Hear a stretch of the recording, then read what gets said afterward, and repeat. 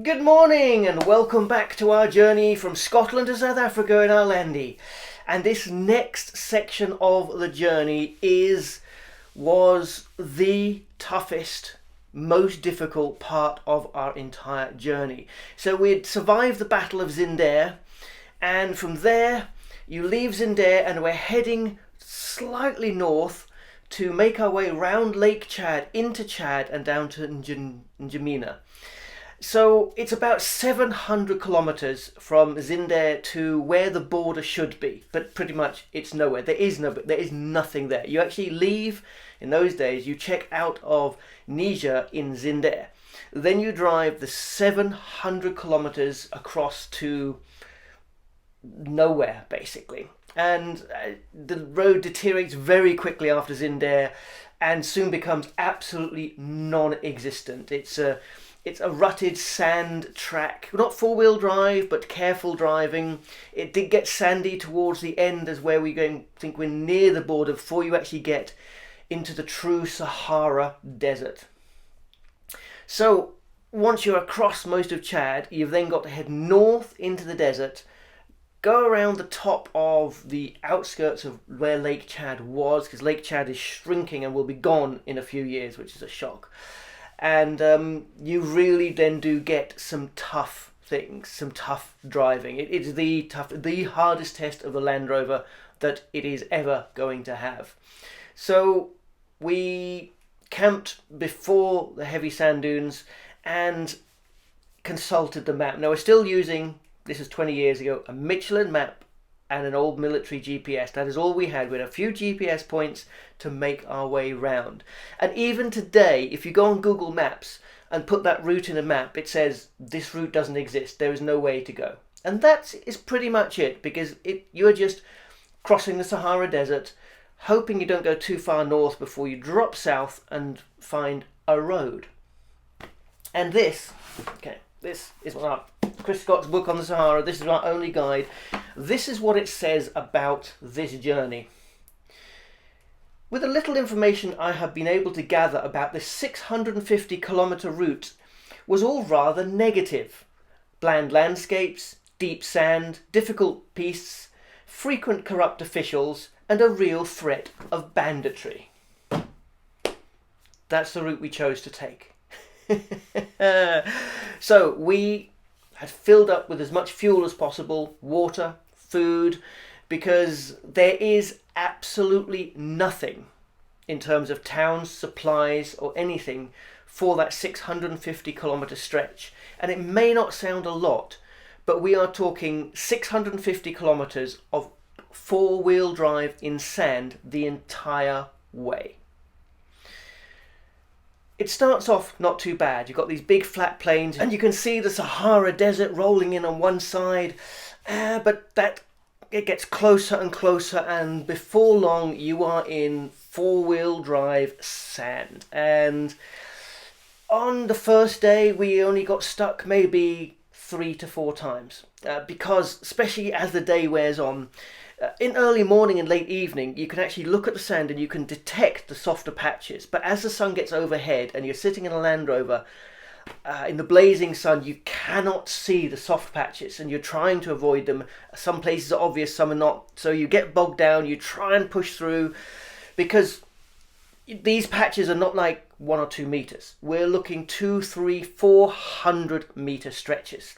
And as you enter them, you immediately feel the Land Rover sink down and the wheels start to slow up, and you've got to take a decision at that point.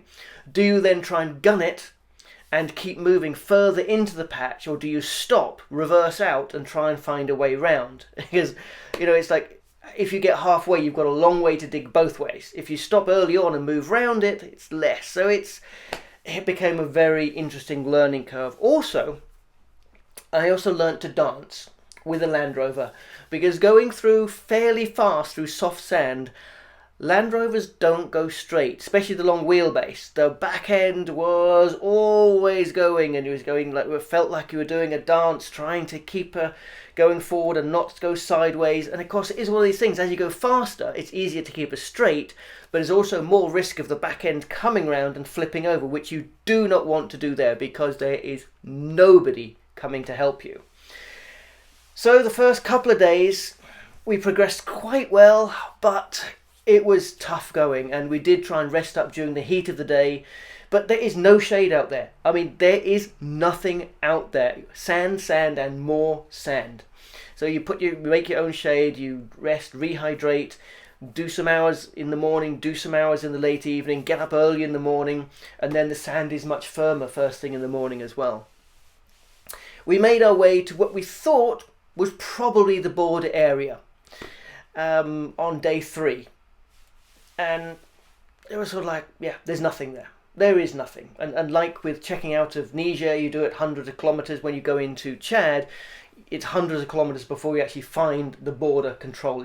There is nothing there. So it was quite beautiful in a sort of wild way. The stars were amazing because there is nothing there. So at night, you just looked up and no people, no towns, no lights, just a fantastic starry night, our fire crackling away, not even insects and animals. That's when you really know you're in the middle of nowhere, where there's not even insects and reptiles, or even at night you listen and it hurts because it's so quiet. I have rarely been anywhere where it has been so silent it hurts your ears. Day 4. Day 4 we had a big moment where there's a piece and a pan between massive sand dunes, and it is 2-inch thick soft powder sand.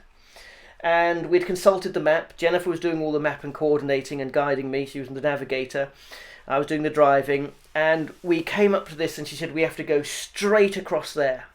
And I looked at it and went, okay, and I drove onto it, and as I drove onto it I felt woof, and this massive cloud of dust and sand encircled the Land Rover, and I did a big loop, drove back onto the firm sands, came round back, and I said, are you sure?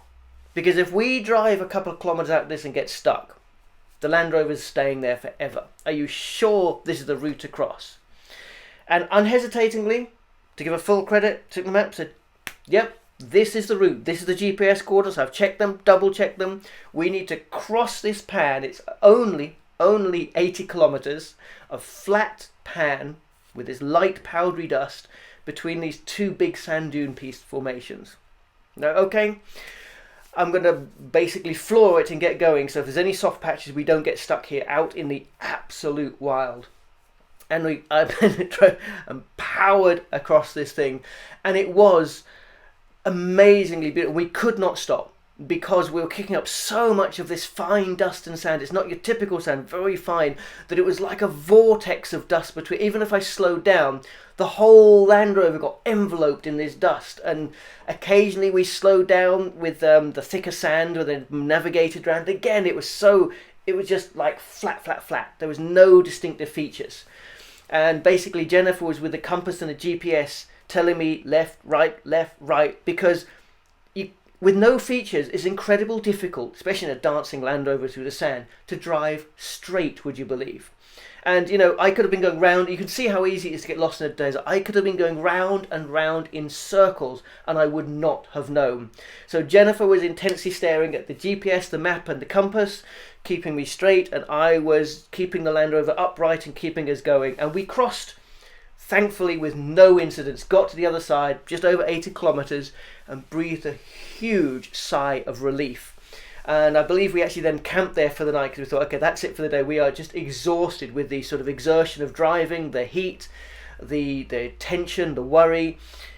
Camped for the night, and we were sort of like, yes, that's good. That's that out of the way. We're fine now. Little did we know. That was day 4. For the next 3 days, we managed to cover 20 kilometers. Because now we'd come to where you basically had to wend your way between the sand dunes, and there was no flat ground. So regularly let's say 12 or more times a day we were getting stuck. And I mean seriously stuck. You know, low range 4-wheel drive Land Rover bogged down stuck. And it was out with the sand plates, digging away out. We learned very quickly that you don't just do a half-assed dig and shove the sand plates. You dig out properly, all 4 wheels, in the Sahara Desert. Put the sand plates under the front, and then you gun it off the soft patch into the next firmest patch you can find. Now, this did lead to a couple of problems. The first couple of times we did it, I got out of the soft patch, just onto the next patch where I thought it was firm, went back, you know, a couple of 100 meters, picked up the sand plates, put them on, and then I was stuck again. Because often these soft patches were 2-3 kilometers of soft sand, the tail end of the sand dunes as they crisscrossed each other. You basically have to make your way between them. So the only safe way to do it was to gun off the sand plates and then drive for a couple of kilometers until you actually came to a pan where the 2 sand dunes weren't meeting yet, and you'd park between the 2. And this meant we had to leave the sand plates behind. It also meant was leaving Jennifer behind, because her job was to pick up the sand plates and bring them to me. But this meant sometimes I was driving a couple of kilometers and she was just disappearing, a little dot in the thing, and she was seeing the Land Rover disappearing until I found a safe, a solid place to park the Land Rover. Then I'd get a water and hike back, and there she would be, bless her, dragging these 2 sand plates through the hot Sahara Desert. And she's a slight built girl, but she's got a mind that will overcome anything, and she pulled those sand plates for kilometers on those days, and obviously walked back and helped her as much as possible, gave her water, and we pulled these sand plates through the desert. And that was our story for the next 3 days. When we got over basically where the Sahara Desert comes to the shore, there is no water in it of Lake Chad, so you've got a problem. There is one route through, because if you go further south, there's actually underground water, and you will get sucked down and you'll never see your Land Rover again. You go further north, you've got the big Land Rovers, so it's that one gap. And as I said, it took us 3 days to navigate those 20 kilometers of that part, and it was both mentally and physically draining. And end of the 3rd day, we actually saw something that we hadn't seen for the previous week. A hut. And 1 person. And we were like, wow, this is... I mean, we rolled down and there was this guy standing there with a big spear, flowing robes, turban on his head, looking very austere. And so we sort of rolled up, because it was like, we thought, okay, it's towards the end of the day. We were just completely mucked, because we weren't washing, because we had to save all our water for drinking, just in case. And we rolled up to this guy and jumped out of the vehicle and sort of greeted, and we'd learnt a bit of Arabic by then, because you need to for that area. So we tried Arabic, we tried French, absolutely nothing, and he was blah blah blah blah away. Whatever his language was had no correlation to any language that we had between us. But it was a village. I say a village. It was 1 hut, a few goats, and lots of kids. And by chance, we had actually arrived on the eve of Eid, which is a very sacred Muslim festival, which celebrates when Abraham was told by God to sacrifice his son, and willingly did so, but was then prevented. And it's now a very strong tradition in Muslim countries to celebrate Eid, and part of that is to feed the poor and the hungry. Now, and the strangers. Now, these poor people, we later found out they were guardians of a village that used to be on the edge of the lake. It was a fishing village that used to be on the edge of Lake Chad. And annually, historically, Lake Chad sort of grows and shrinks. So for half the year, they were on the water's edge, and then the water would recede, and all the main people of the village would tend to make a temporary village by the water's edge and then come back. But they hadn't seen water for 20 years. And now, when we were there, the lake's edge was over 200 kilometers away. But they were still the guardians of this village, and they were waiting there for the water and the people to come back. And the Sahara Desert had taken it over. This was a desolate area. But to them, we were a sign from God, because we had turned up on Eid and they had sacrificed a goat and they were going to celebrate, but they had no one to give their portion of meat to the poor and the needy. And then we arrived. So it turned out to be a big celebration. And we got a third of an entire goat. Now, we were hungry, we were thirsty, we were grateful, but up until that point, when I say a third of every part of the goat, they basically start at the worst part of the goat, cook it, give you a third, cook it, give you a third. And the nice bits, like the leg and the ribs, are the last bits. Do you know how many courses of intestines a goat has? I never want to eat that again. By the time they gave us this beautiful little bit of roast goat leg, we were so full of all these other things, we actually saved it to take with us on our journey the next day. I'm not sure if you're allowed to do, but that was an amazing experience. And another part of that experience, which was really, truly remarkable, is the kids there, and I'm talking like from like 12 years old and younger, there seemed to be loads of them around the village. They had never seen a car before in their life, and they were absolutely fascinated with the Land Rover, especially when we got in and out, because we've got darkened windows, so when you climb in, it's sort of like, oh, where have they gone? And then you come out, and then it drives itself. They had never seen a car in their life before. Amazing. So we had a fantastic time with very, very little communication. There was no common language. We were trying to learn. We could do names and things like that, but yeah, we still had an amazing time, and we were trying to indicate to them that we wanted to go N'Djamena.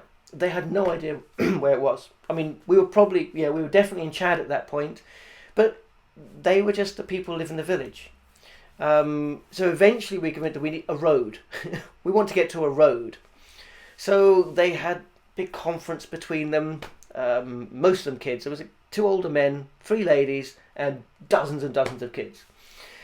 But eventually they nodded, and they sent some kid away who came back on a camel.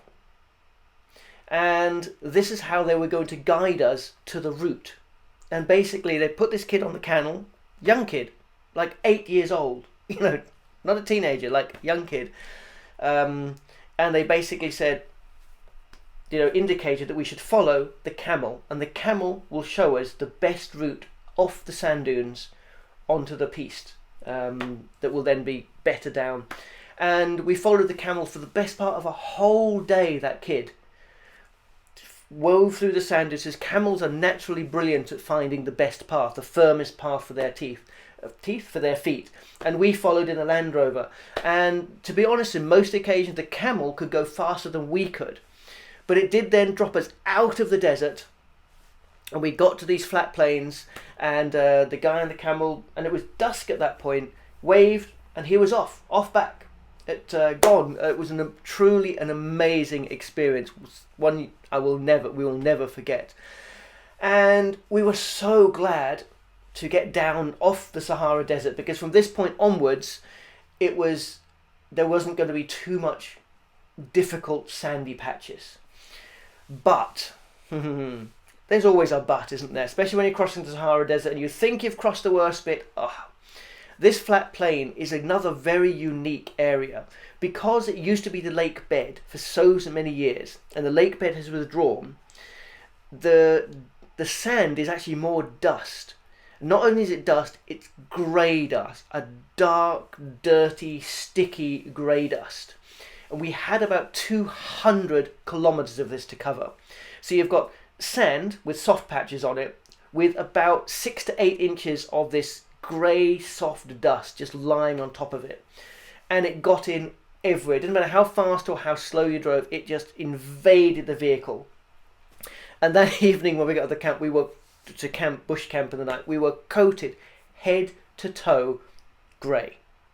We did use some of our water to wash ourselves down, because it was so disgusting. It mixed with sweat. We were filthy. We did sleep well that night though, because we knew we only had one more day to go before we actually got to the border town and some semblance of a road. Even though it would be gravel, it would be better than driving in sand. The entire time, this was now day 8, low range, 4-wheel drive the entire time. So you can't get up a high speed and you're not covering a lot of ground and you are using a lot of fuel. We were up early the next day, packing our camp away, and we finally came out of the grey dust. Thank goodness. Came to when we went to the border official to sign the paper, there was nobody there, because I mean it's one of these borders. Again, nobody really goes that route, and the locals don't do borders. But we went to the town, found the police station, and walked in with our paperwork, and woke somebody up, and eventually the guy who did the paper, the chief, because not anybody can do it, came through, took one look at us, chuckled, stamped our paperwork, handed us some tea, and said thank you for visiting. Obviously everybody who comes this route has the same experience. He was a very, very nice guy, and he basically gave us directions of how to get out of town, because these desert towns they're not formal, they're just houses just dotted everywhere. There's no real roads or tracks. They don't have supply routes coming through, so you have to wend your way through. So he kindly volunteered some other kid, again another little kid, to run in front of the Land Rover to guide us through the village to the road on the other side. And when I say road, it was a gravel road. It wasn't a very good road, but it wasn't sand and it wasn't 4-wheel drive. And then it was from there, it was actually fairly easy plain sailing into N'Djamena, the capital of Chad, where in those days the only place to camp was in the car park of the Novotel hotel, which had recently opened there. And the security guards had this scam on the side where they would let you camp in the bottom of the car park, which did have some lovely trees and everything in it, and use the showers that were used for the swimming pool, and you paid a fee to the security guards, but you weren't allowed to go into the actual hotel. But you could order food from the hotel. Now we rocked up into the campsite and we happily paid the fee. It was like $1, and the campsite, I was going to say, was full of, but it wasn't. There was about half a dozen other vehicles, all who had done the same route, and basically everybody had the same experience, and they were all just laying there, vegging out, recovering after this exhausting 9 days of pure 4-wheel drive in Sahara heat, digging. I mean, I reckon we spent more time digging than we did driving in the sand. It really was punishing, and we were so happy to be there. We went and showered, and we were no longer grey and sticky. And we ordered a pizza from the hotel and got it delivered. And we were very disappointed when the pizza turned up with no cheese. They didn't have cheese.